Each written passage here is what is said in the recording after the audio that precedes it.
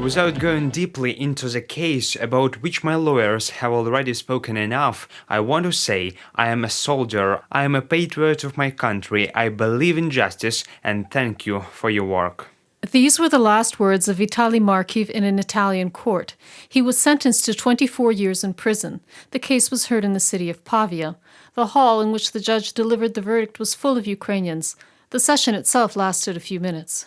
The hall was full of Ukrainians wearing traditional embroidered shirts. A lot of press was present, representing almost all Italian magazines and newspapers, and Ukrainian media as well. A large delegation of Ukrainians also attended the court hearing, members of the Ukrainian diaspora from different Italian cities, from Rome, Milan, and other regions.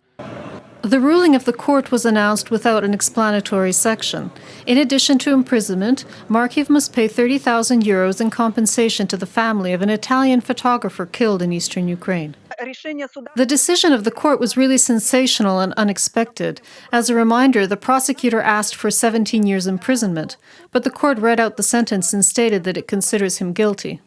National Guard soldier Vitaliy Markiv was tried for the death of Italian photographer Andrea Rocchelli and his Russian translator Andrei Mironov in the Donbas in 2014.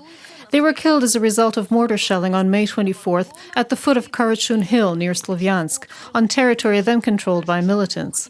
The only witness was French journalist William Roguelon. He was wounded but survived. On social media networks, Ukrainians around the world criticized the decision of the Italian court against Vitaliy Markiv. They called the verdict unfair and shameful.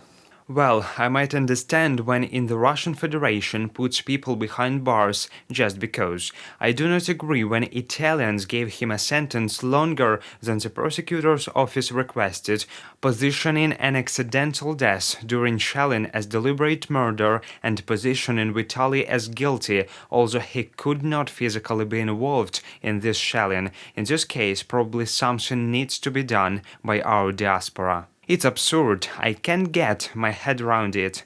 24 years, without any proof, sentences are not subjects for commentary, but this cannot be called justice. Ukrainian authorities promised to fight for the release of Vitaliy Markiv.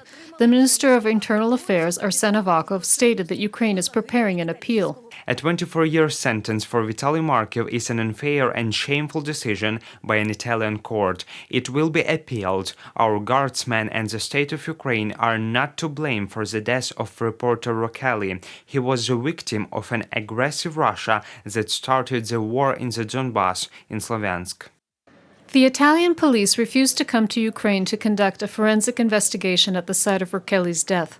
They declined to create a joint investigation team and also rejected evidence that the journalists were in a combat zone without press identification and were victims of crossfire. Kyiv stated repeatedly that at the time the National Guard did not have the mortars with which Rocchelli was killed. Reported by Alexander Kulibaba for UATV.